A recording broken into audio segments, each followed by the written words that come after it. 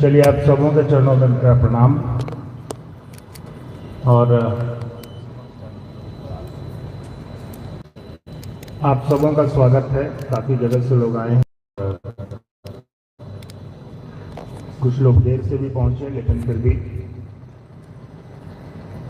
जिस हॉल में आप बैठे हैं विश्व बांग्ला कन्वेंशन सेंटर है। ये काफ़ी सहयोग मिला।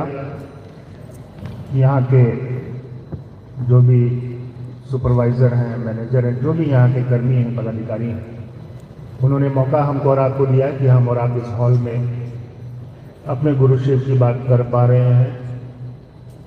इसलिए आप सबों को भी मेरा धन्यवाद है। हम लोग आज प्रयास करेंगे, कोशिश करेंगे ये समझने का इस बात को कि साहब और दीदी का जो संकल्प है कि आओ चलें शिव की ओर। मैं भी आपके ही बीच बैठा हूँ सुबह से और सुन रहा था। काफ़ी गुरु भाई गुरु बहन बोल रहे थे, क्योंकि वक्त कम है और सभी लोगों का यहाँ से आके बोलना तो उतना संभव नहीं हो पाता है, लेकिन फिर भी हम लोगों ने कोशिश की इस बात के लिए और सुना हम लोगों ने। काफ़ी अच्छी और प्रेरणादायक अनुभूतियाँ सुनने को मिली। आप सभी सुन रहे थे। इस बात का ध्यान रखना हमको और आपको कि साहब श्री हरिंद्रानंद जी और दीदी नीलम आनंद, जिन्होंने इस कोई भी चीज़ हो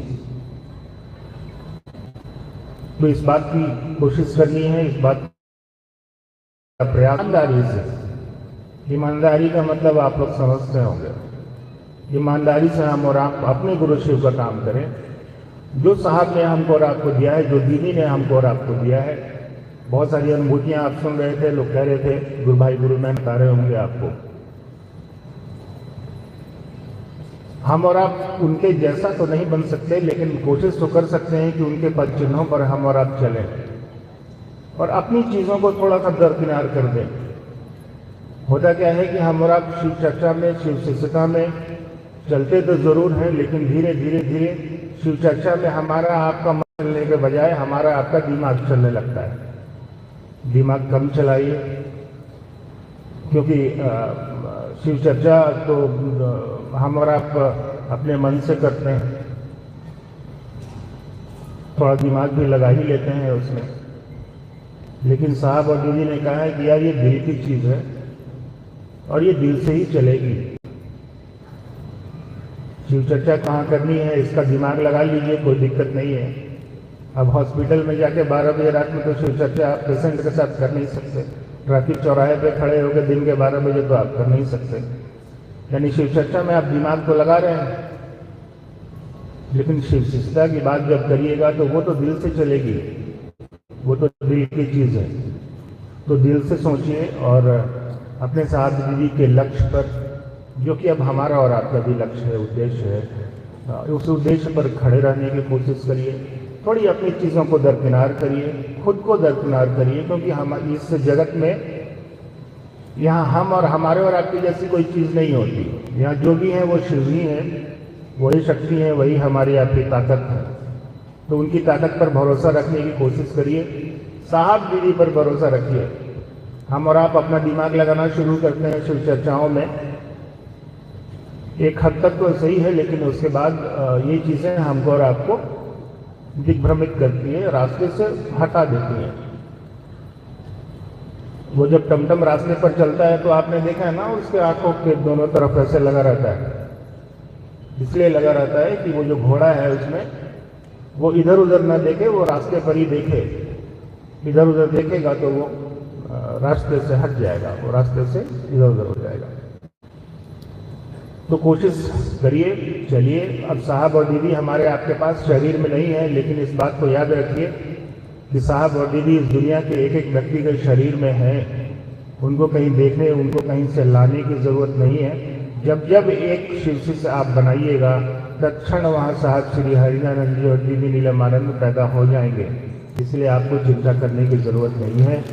आप आगे बढ़िए। आपको ये भी इस बात का भी गणित नहीं रखना है कि कितने लोगों को हमने और आपने स्वीकृति से बनाया। आप ईमानदारी से कोशिश करिए, प्रयास करिए।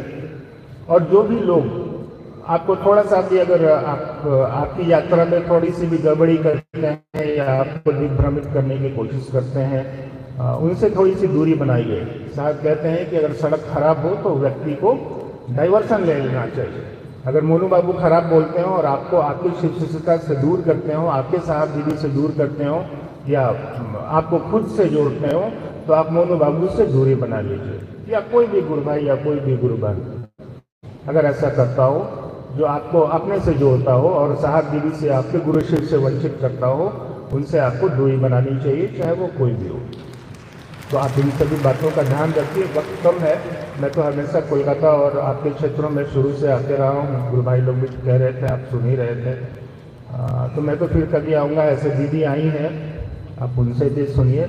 एक चीज़ हम आपको अंतिम में बोल के ही जाएंगे, क्योंकि सवाल बहुत सारे आए भी होंगे आपके, तो दीदी को पकड़ेंगे हम लोग इसके लिए। कहाँ है? तो बात करेंगे आपसे और वक्त भी कम है। एक बात हमेशा याद रखिए, अंधेरे इस पूरी दुनिया में वास्तविकता यही है कि पूरी दुनिया में अंधेरा ही है ना। रोशनी हमको और आपको लानी पड़ती है।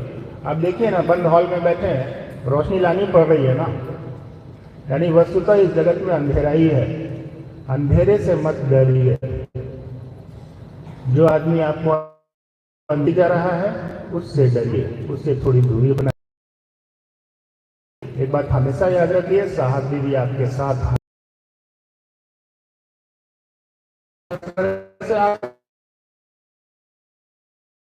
मानकर हम सभी गुरु भाई यहाँ पर जितने भी बैठे हैं, जब तक सांस चलेगी एक साथ रहेंगे, एक साथ चलेंगे और लोगों को ईमानदारी से अपने गुरु शिव की तरफ प्रेरित करेंगे। आप सबों के चरणों में मेरा प्रणाम।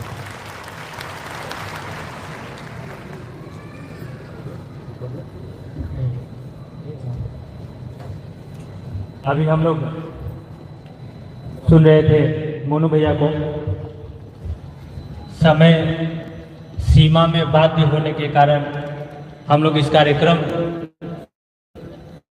की कड़ी को आगे बढ़ाते हुए मैं अनुरोध करता हूं, मैं आमंत्रित करता हूं दीदी अनुनीता को, जिनको हम लोग प्यार से लवली दीदी कहते हैं। अगर किन्हीं की कोई जिज्ञासा हो तो वो हम लोगों तक उपलब्ध कराएं आप मंच तक। मैं आमंत्रित करता हूं लवली दीदी से